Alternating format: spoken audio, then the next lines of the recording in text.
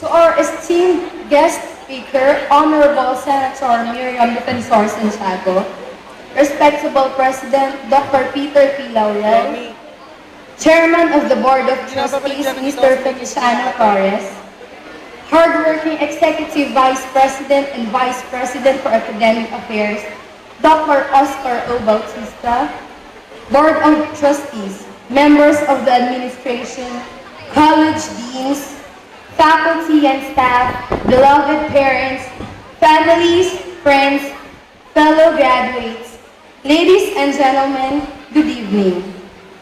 As we have started as freshmen in this university, we have certainly been overwhelmed by the many things we need to adjust, which threaten most of us as to whether we would be able to respond and cope with the demands that college life has to offer. But no matter how scared, uncertain, and ugly we begun, it is how we traveled the roads, crossed the bridges, and ended our journey of being in college that matter most. Indeed, it is with my deepest honor to stand before all of you and speak in behalf of the graduating batch, as this day marks the most anticipated moment in our lives, before we finally turn the last page of our college years today and start filling in the next chapters of our lives tomorrow. It was not so long ago when we started dreaming of what and who we wanted to become someday. Dreams that we shared with our loved ones when we were still in kindergarten. And now, we are already drawing closer towards its fulfillment. But if we would recall, the journey we had in making this possible wasn't smooth or free-flowing because of the setbacks we have encountered along our way. However, these same letdowns have allowed us to be stiffer, stronger, and braver than we were in the past. Our failures may have caused pain and heartache, but they have also made us realize that one shot isn't enough. It took us 2, 3, 4, or as many tries as we could, signifying that we did not give up, for we know that nothing is really over until the moment we stop trying. Well, it seems to be ironic because yesterday, it was like we were just on our freshman year.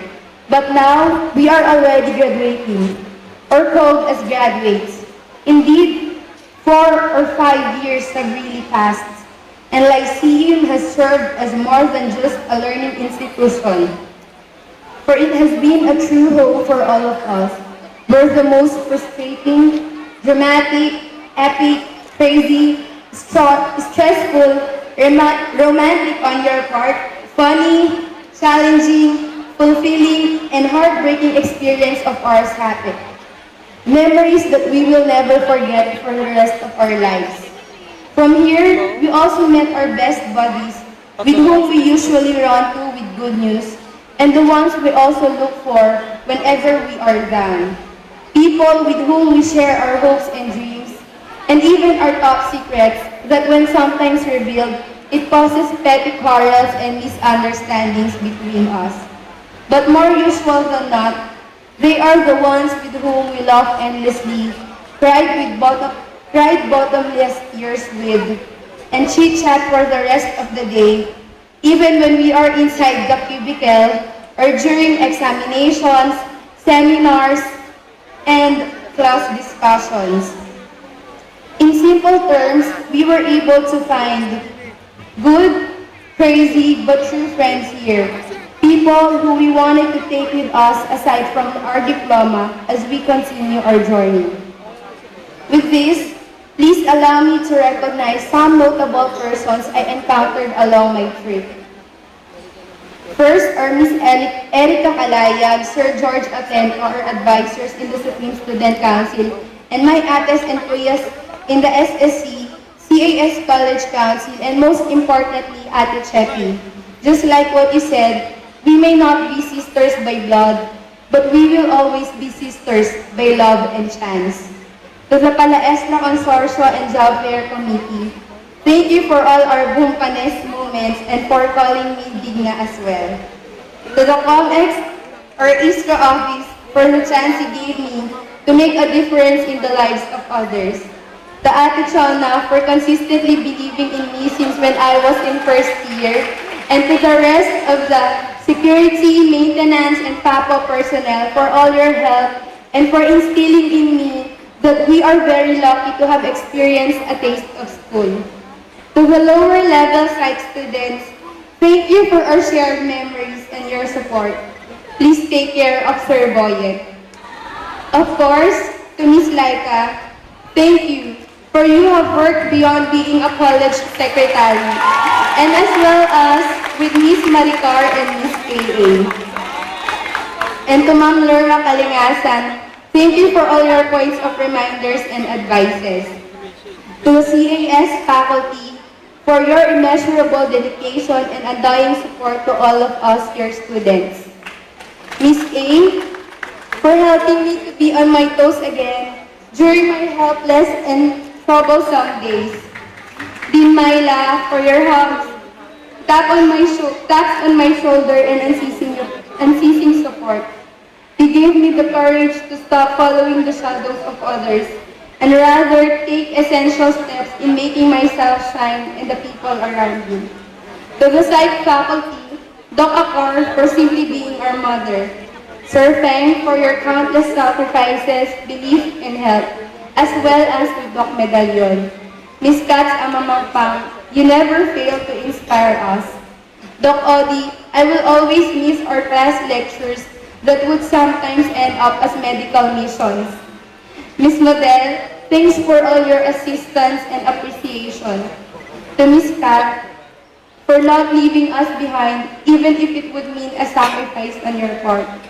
And lastly, at the top of the psych department is our one and only father of psychology, Sir Boyet. Never will be erased in our memories, all our shared laughters, years, and kalokohan.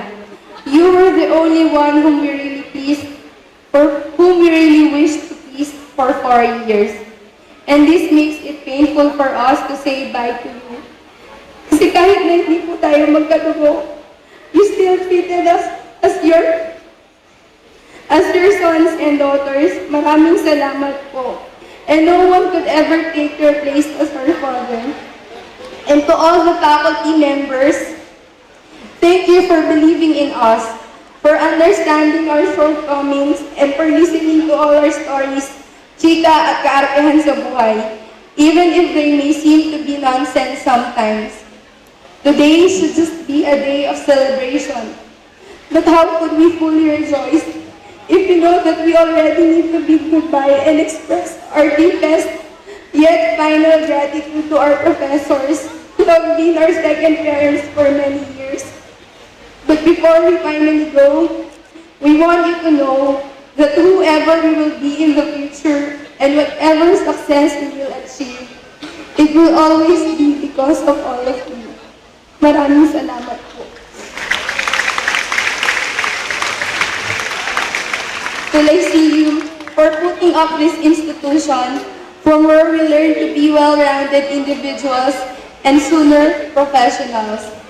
To my classmates, co-pioneers or Bunigang, batch of unique and nimble individuals, Cyrus, Jerry, Jalice, Adri, Louie, Oli, Ate Rean, Ate Julie, Ate Carla, Reyna, of course sila Sarah, Reg, Den, and Jean. I would never forget each one of you. The most remarkable memories I had were those when we were together. Our simple hangouts inside the psych lab, road and foot trips, movie marathons, hiking in Mount Makili, and thesis overnights, all together in just one house, are the ones I always look forward to doing all over again. You were the most helpful, supportive, open-minded, wide open, and happy-go-lucky yet success-oriented individuals I have ever known. And if there is something that makes me prouder today, it is not because of my accomplishments, but because I could claim that I have been your friend for how many years. To Mama and Papa, Ever since when I was a kid, I have seen your sacrifices and hard work. Just like how every parent did for their children.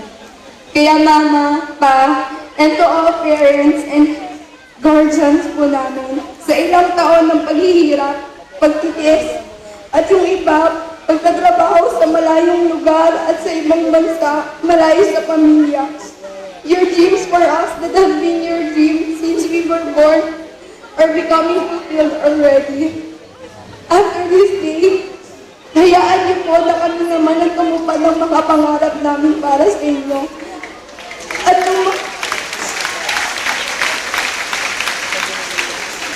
ng mga naunod niyo pong pangarap, simula po nung nangarap po kayo para sa amin. More than us, this is your day. For you have withstood hunger, stressful days, and sleepless nights, just to secure that we would all be able to stand on this very stage and receive our respective diploma with our heads held high. To Kuya Michael, thank you for being my brother. And to Kuya Francis, sorry if you missed 21 years of your life, but I am hopeful that time will come, our family will be whole again. Ultimately, to God, thank you for always being there for us. We won't be able to reap the seeds we've planted and grown without your holy grace and guidance. Fellow graduates, life is how and what we make it. Take the power to control your own, because no one else can do it for you. However, do not hurry, for life is not a race, but a journey to be savored each step of the way. Look beyond material things, for you to see the countless gifts God has showered upon you. Do not pass the blame nor judge other people, for you will have no time to love them. Losing and getting hurt are part of any game, for this makes winning a lot sweeter when success is already in our hands. Compete with yourself and see how much further you can go. Live your dreams and take risks. Life is happening now. Friends, the people whom we know to be famous and wealthy did not become successful overnight. Just like us, they started with a dream, but persevered, went out into the world, and turned it into a reality. Certainly, all of us will do everything or anything just to be successful in life, right after we toss our cups in the air. But friends, success is relative. It only comes to those who are happy and passionate with what they are doing. More so, excellence is not the sole and consistent measure of success. Because when we are already going through life's twists and turns, repeated falls and tremendous defeats, it is our passion and character that will make us shine above the rest. And now, as I gratefully end my speech, let me leave you a quote from Richard Bach that says, "You were never given a wish without also being given the power to make it come true." Let us just persist and persevere. But for now, let's seize this moment and make the most out of it. Congratulations to all of us, my fellow graduates, and to all the people behind this success. And God bless.